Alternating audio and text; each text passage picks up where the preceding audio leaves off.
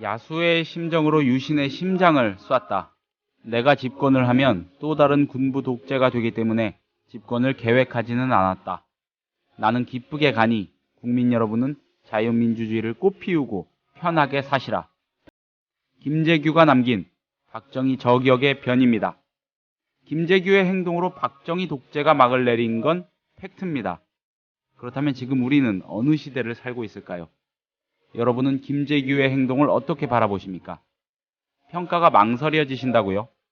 아직 그 세월을 완전히 빠져나오지 못했기 때문일까요? 판단은 각자의 몫입니다. 국민TV 라디오 30분 책 읽기 10월 29일 화요일 순서 시작합니다.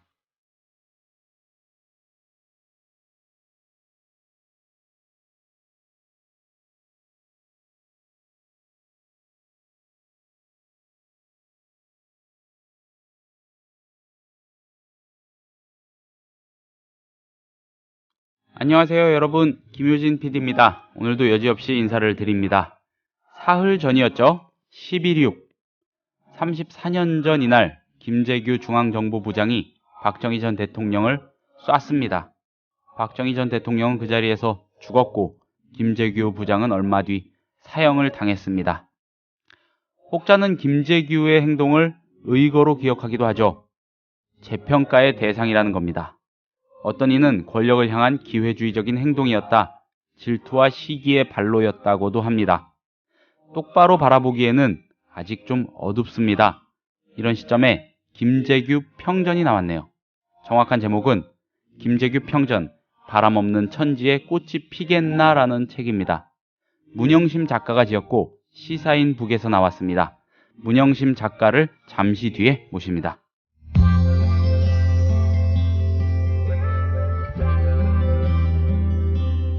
매일 아침 이 책 한 권. 국민TV 라디오 30분 책 읽기.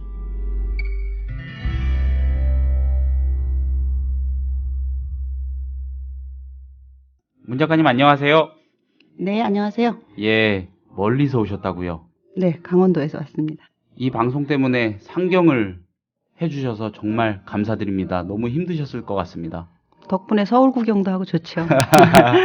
자, 이 할 말이 유달리 많은 책입니다. 시간이 다른 때보다 더 짧게 느껴지는데 빨리 책 얘기로 들어가 보겠습니다, 작가님. 자, 일단 본인 소개를 좀 부탁을 드리겠습니다. 예. 예, 저 소개할 게 별로 없는 사람이고요. 그저 프리랜서 작가다. 책 날개에 작가 네. 소개를 네. 써달라고 했을 때 참 당황스럽더라고요. 자기 자신을 어떻게 설명했으면 좋을지. 그래서 그냥 나는 정시에 출근하는 게 싫어서 네. 작가라는 직업을 선택한 사람이다 이렇게 썼거든요. 아, 그 프리랜서는 굶어 죽는 자유밖에 없다라고 흔히들 얘기합니다. 그래도 하여튼 프리랜서 생활을 27년간 방송 일을 했고 텔레비전 다큐멘터리를 썼습니다. 네. 별로 인기 없는 장르죠. 그래도 네. 소설가나 이런 사람들보다는 먹고 살기 좋아요.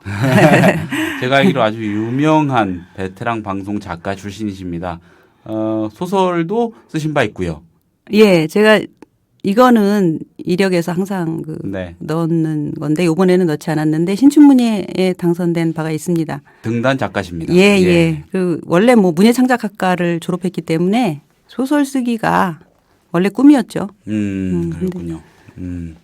자, 이 김재규 평전, 바람 없는 천지에 꽃이 피겠나라는 책, 제가 처음 뵙고 왜 이리 힘든 책을 쓰셨습니까? 라고 질문을 드렸습니다. 이 참 어떻게 보면 무거운 책인데요. 어떤 책인지 일단 대략적인 소개를 좀 부탁드리겠습니다.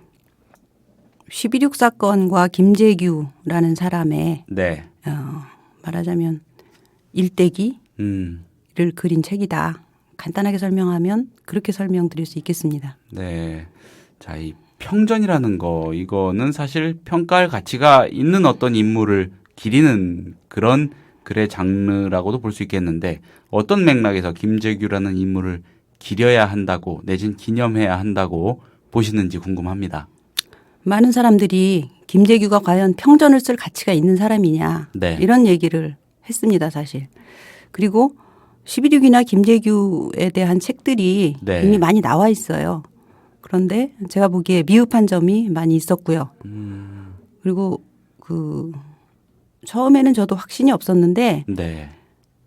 두 분 변호사, 김재규를 변호했던 네. 강신욱 변호사와 안동일 변호사 이 두 분을 만나고 나서 이 사람은 확실히 평전을 쓸 가치가 있다. 네. 왜냐하면 33년이라는 시간이 지나고 나서도 여전히 김재규라는 사람에 대한 애정, 애착 그리고 그 사람의 목숨을 살리지 못했다는 데 대한 회한 이런 것들을 가지고 계시더라고요. 그분들이. 지금 사실 현재 김재규의 행동을 재평가한다던가 그 네. 사람을 긍정적으로 본다는 것은 본인들에게 하등의 이해 관계에 있어서 하등의 이득이 될 일이 없는 일이거든요. 해가 되면 됐지. 근데도 추모제에 꼭꼭 나오시고 강신욱 변호사가 그분 묘소에서 상당히 오랫동안 묵념을 하시면서 슬퍼하시는 모습을 봤어요. 의뢰인과 변호사라는 그 관계에서 33년이 지나도록 바래지 않는 애착이라는 거는 과연 무엇을 뜻하는 것인가. 그 사람에 대한 그 사람의 인격에 대한 진정한 어떤 믿음이 네. 있기 때문에 그런 게 아닌가. 이런 생각을 하면서 그런 사람이라면 충분히 평전을 쓸 만한 가치가 있다. 그렇게 생각을 하게 됐죠. 앞서서 기존에 나와 있는 책들 관련 서적들의 미흡한 점이 좀 많았다고 하셨는데 어떤 점을 미흡하다고 생각하시는 겁니까? 사실 이 사건의 네. 최고의 미스테리는 네. 저격 후의 행동이거든요. 박정희를 쏘고 나서 네. 김재규는 왜 아무것도 하지 않았는가. 이를테면 정권을 장악하기 위한 어떤 행동도 하지 않았어요. 육군본부로 가서 4시간 동안 가만히 있었거든요. 그것은 상당한 미스테리였어요. 왜 그랬는지 사람들이 이해를 못했거든요. 설마 거기 앉아 있으면 모든 게 다 해결되고 제가 장악할 거라고 생각을 했던 건 아니겠죠? 예, 그건 전혀 아니고요. 그래서 그 부분을 제 나름대로 네. 그 의문을 풀어야 이 평전을 쓸 수 있겠다라는 생각을 했거든요. 음, 어떤 책을 읽어봐도 그냥 그랬다라고 밖에는 나와 있지 않아요. 거기에 대한 분석이나 예. 그런 게 없군요. 김재규는 왜 그랬을까? 저는 거기에 대한 답을 제 나름대로 찾았습니다. 그 답을 먼저 들어볼까요? 예. 예. 이제 그거는 한마디로 말해서 자기 자신을 살해한 거나 마찬가지 행동이었어요. 김재규가 박정희를 쏘았다는 것은. 예. 그는 자기 자신이 유신의 핵 중에 하나였거든요. 네. 김재규는. 그리고 그가 갖고 있는 모든 권력은 박정희로부터 나온 것이었습니다. 근데 그 박정희를 쏘고 나서 박정희가 이 세상에서 사라지고 나서 쉽게 말해서 요즘 흔히 하는 얘기로 멘붕에 빠졌던 거예요. 네. 예. 그 사람은 멘붕에 빠졌고 더 이상 아무런 행동도 할 수 없었던 거죠. 그게 사전에 전두환이처럼 집권을 하기 위해서 뭔가를 계획을 한 거라면 네. 다음 행동을 했겠죠. 당연히 중앙정보부장이라는 막강한 권력, 조직, 그렇죠. 예, 이런 걸 동원하고 군부의 실세들을 접촉해서 쿠데타를 일으켰어야 마땅하거든요. 근데 그 사람은 그렇게 안 했습니다. 그건 그 자기 부정, 그걸 저는 역설로 읽었어요. 유신의 핵이면서 유신의 심장을 쏴야 했던 그 사람의 역설, 자기 부정을 한 사람이 빠질 수밖에 없는 혼란, 그리고 무엇보다도 그 사람이 인간적인 사람이었기 때문에 그 사람이 전두환처럼 그렇게 잔인하고 냉혹한 사람이었으면 네. 그렇게 멘붕에 빠지지 않죠. 하지만 이 사람은 너무나 인간적인 사람이었기 때문에 박정희를 쏘고 나서 그것이 옳은 행동이었다는 확신은 있었지만 그 다음 행동으로 나아갈 어떠한 의욕도 잃어버렸던 거라고 저는 생각하거든요. 그래서 그 부분에서 많은 사람들이 이해하지 못하는 왜 그렇게 엉성하게 일을 했느냐 이런 얘기를 하지만 저는 확실히 이해할 수 있겠더라고요. 그렇게 행동한 것이야말로 그 사람이 오늘날 우리에게 나쁜 사람이 아니고 최소한 좋은 사람이 되려고 노력했던 사람이다라는 그런 확신을 심어주게 한 그런 부분이 아닌가 생각하고요. 그것을 제가 제 스스로 확신을 했기 때문에 이 평전을 쓰게 됐죠. 방금 말씀하신 대목이 이 평전을 쓰기 시작하시게 된 그 단초이자 주제의식일 수도 있겠군요. 그렇죠. 예. 예. 책의 내용으로 조금 더 들어가 보겠습니다. 이게 조금 더 들어가는 게 아닐 수도 있습니다만은 단도직입적인 질문인데, 자, 김재규가 왜 박정희를 쐈다고 보십니까? 저는 그 직접적인 동기는 무엇보다도 부망쟁에 네. 있었다고 보고요.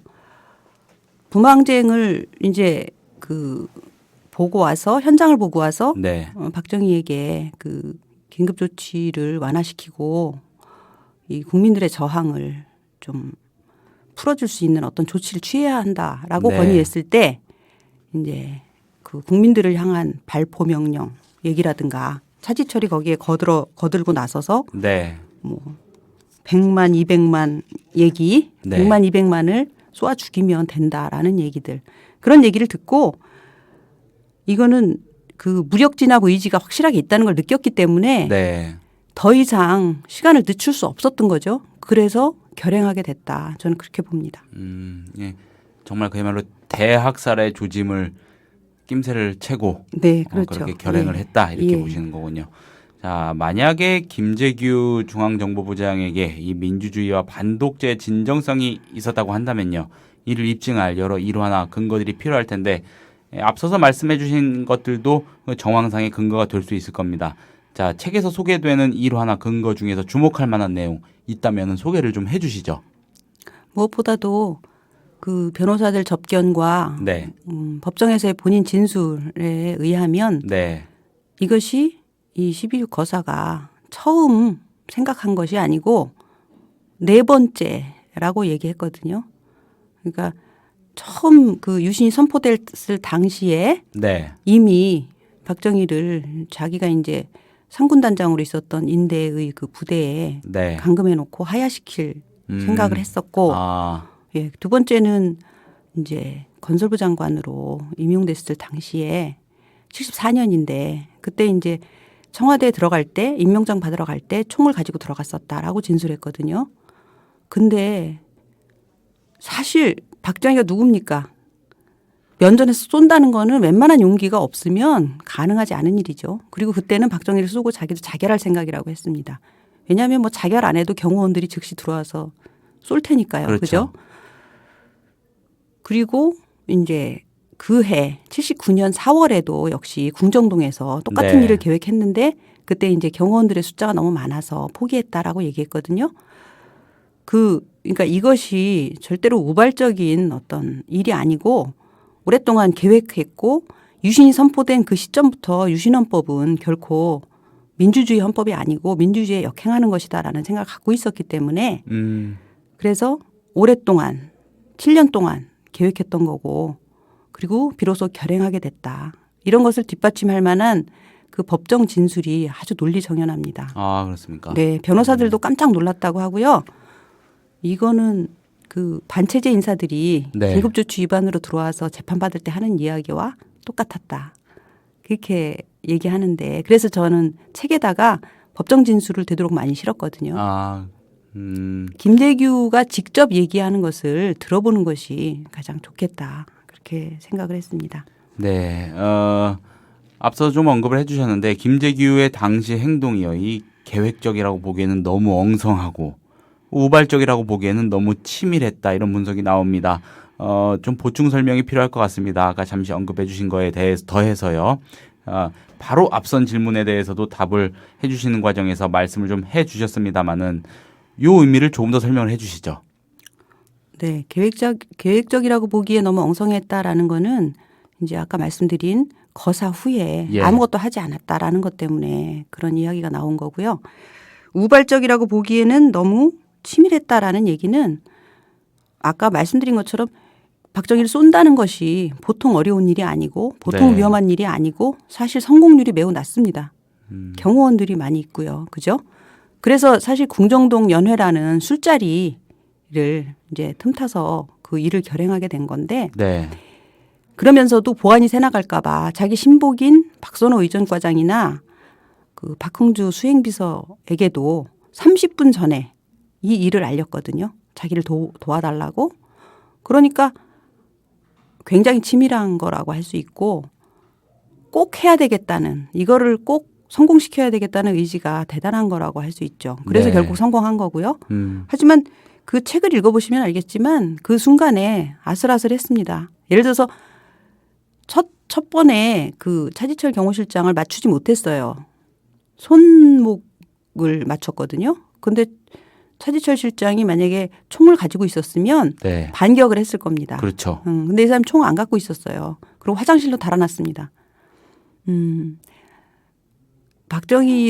차지철을 먼저 쏘고 박정희를 쐈는데 차지철이 화장실로 달아났어요. 아, 그렇게도 그 박정희의 충신으로 알려졌던 차지철이지만 차지철은 네. 화장실로 달아났습니다. 그리고 네. 김계원 비서실장은 밖으로 달아났습니다. 문 밖으로요. 그래서 마루 끝에 서 있었어요. 모든 사태가 끝날 때까지. 그런 식으로 그 측근들이 행동한 걸 봤을 때 최고의 신복인 중앙정보부장은 자기를 쐈고 자기를 그토록 보필한다고 했던 경호실장은 화장실로 달아났고 또 하나의 그 자기의 그 충신이라고 자처하던 비서실장은 비서실장. 예. 문 밖으로 달아났고 네. 박정희는 살릴 가치가 없었던 사람인 거죠. 저는 그렇게 봅니다. 자, 그 결행 이후의 이야기로 좀 넘어가 보겠습니다. 김재규 과연 제대로 된 재판을 받았습니까? 아니요, 받지 못했습니다.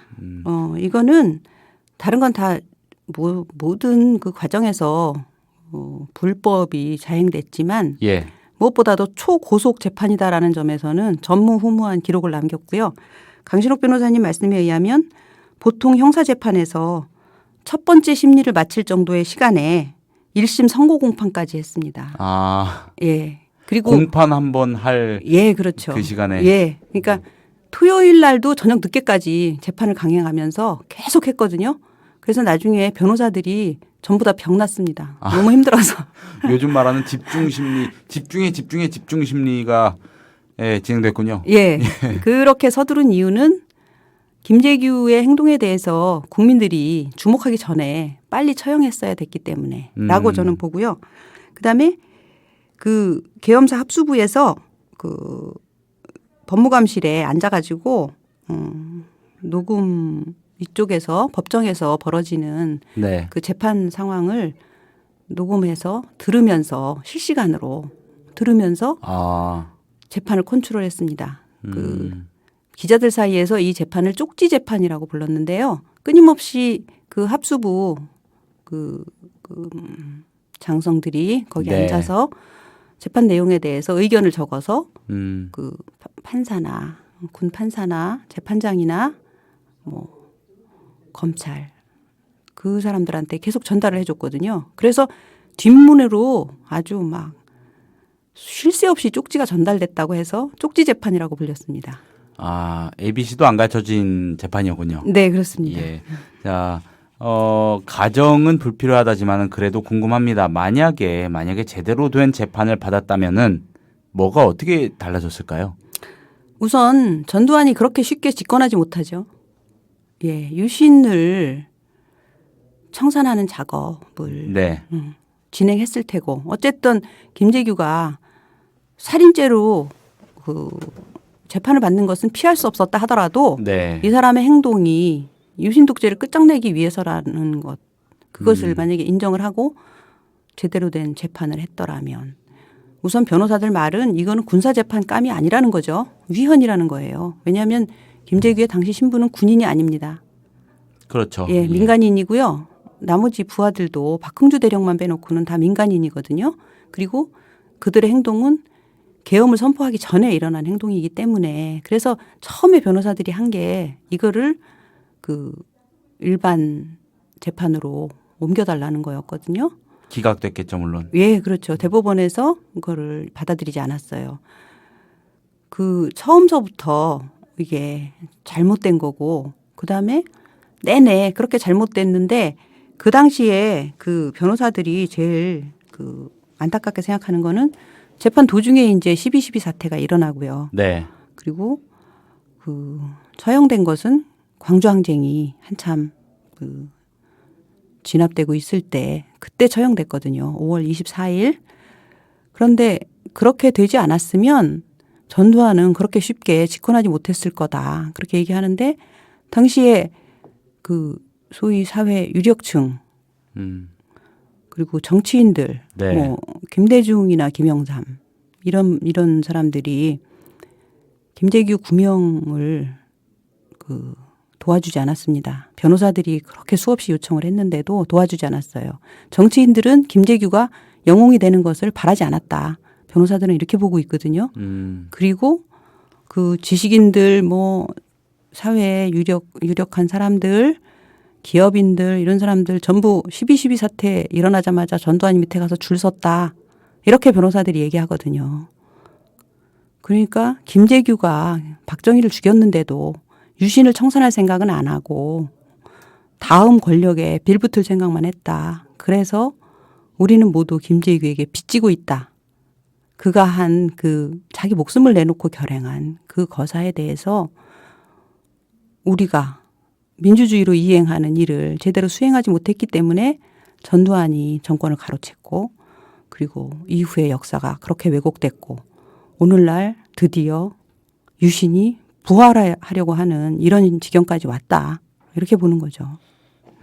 알겠습니다. 자, 지금까지 해주신 그 얘기를 포함해서요. 김재규를 둘러싼 사람들의 억측이나 오해 가운데 가장 시급하게 바로잡혀야 할 게 있다면은 뭐라고 하시겠습니까? 김재규가 그 재판하면서 내내 네. 가장 강조했던 것인데요. 나는 집권하려고 거사한 것이 아니다. 전두환이 집권욕 때문에 거사했다라고 몰아붙였지만 결코 집권하려고 거사한 게 아니다. 민주주의를 위해서, 민주주의의 회복을 위해서 거사했다. 네. 이 부분만 국민들이 알아준다면 죽어도 여한이 없고 나는 이 일이 정말 성공했다고 생각한다. 이렇게 얘기했거든요. 하지만 전두환의 왜곡 선전을 아직도 많은 사람들이 믿고 있다는 거. 그게 굉장히 슬픈 일이죠.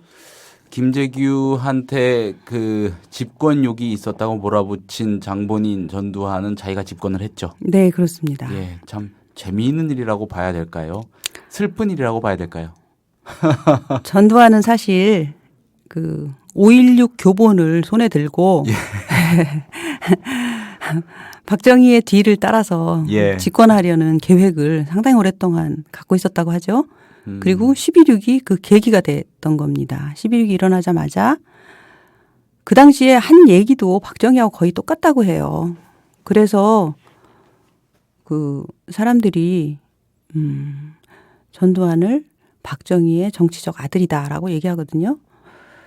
그런 일들을 보면 참 역사는 정말 아이러니로 이루어져 있다라고도 네. 할 수 있을 것 같습니다. 자, 김재규가 박정희를 저격하고요. 그 이후에 수시간을 육본에서 멍하니 있는 동안 그 소식을 접했을 전두환은 어떤 생각을 하고 있었을지 갑자기 궁금해집니다. 굉장히 빠르게 머리가 돌아가지 않았을까 싶기도 하고요. 그런데 여기서 또 하나 중요한 것은 네.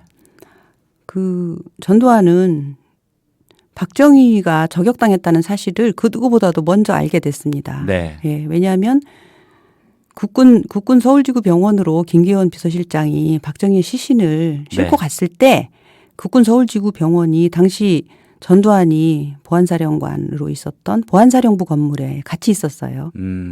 그래서 뭔가 이상한 낌새를 채고 그 국군 서울병원으로 전화를 해봐서 그쪽에서 보안사령부 쪽에서 그 이제 대통령의 유고를 제일 네. 먼저 그 정보를 제일 먼저 알게 된 거죠. 정보를 알자마자 전두환은 자기의 그 하나회 소속 부하들을 전부 보안사령부에 불러 모아놓고 이제 앞으로의 그 자기네들의 집권 계획을 그때서부터 이미 그 시나리오를 짜기 시작했습니다. 그러니까 박정희를 막상 죽이고 4시간 동안 육군본부에 가만히 앉아만 있었던 김재규하고는 너무나 대조적인 그런 행동을 한 거죠. 무서운 면모입니다, 정말. 네, 그렇습니다. 예. 자, 마지막으로요, 작가님. 김재규라는 인물, 그리고 12.6이라는 사태에 대한 작가님의 평가나 해석, 그리고 꼭 전하고 싶은 메시지가 있다면은 다시 한번 말씀을 좀 해 주십시오. 그러한 메시지는 이 책을 통해서 네. 충분히 충분이라고 하면 좀 어폐가 있겠습니다만 제 나름대로는 할 수 있는 대로 전달하려고 애를 썼고요. 네. 그보다는 한 인간으로서 우리와 똑같은 한 인간으로서 한 평생을 살면서 네. 이 사람이 겪었을 고통, 외로움, 슬픔, 그리고 마지막 가는 길에 남겼던 회한들, 이런 것들을 저는 사실 그 소설을 쓰는 사람이기도 하기 때문에 네. 예, 한 인간의 비극, 이것을 저는 봤거든요. 이 사람을 통해서. 네. 문영심 작가님에 대한 반론도 좋고 공감도 좋겠고요. 어떤 생각을 하시고 어떤 감정을 느끼셔도 좋으니 이 김재규 평전, 이 드문 책, 앞으로도 드문 책으로 남을 것 같은데 이제 꼭 한 번씩들 읽어보셨으면 좋겠습니다. 오늘 어려운 걸음 해주시고 또 귀한 말씀 들려주셔서 고맙습니다. 국민TV 미디어 협동조합 조합원에게만 드리는 혜택. 당신의 영어 실력, 이제 원스톱 잉글리쉬가 해결해드립니다. 창의적이고 뛰어난 발성의 영어회화 학습 사이트 원스톱 잉글리쉬. 영어 표현을 암기시켜주는 동영상과 상황별, 주제별, 문법 패턴 표현을 검색하고 듣고 영작도 할 수 있는 영어 학습 포탈 원스톱 잉글리쉬. 주소창에 onestopeng.com.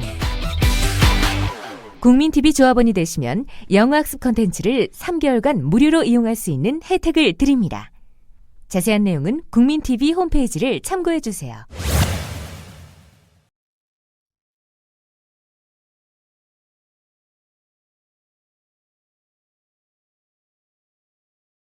국민TV 라디오 30분 책 읽기 10월 29일 화요일에 소개한 책은 문영심 작가가 쓰고 시사인 북이 펴낸 김재규 평전, 바람없는 천지에 꽃이 피겠나였습니다.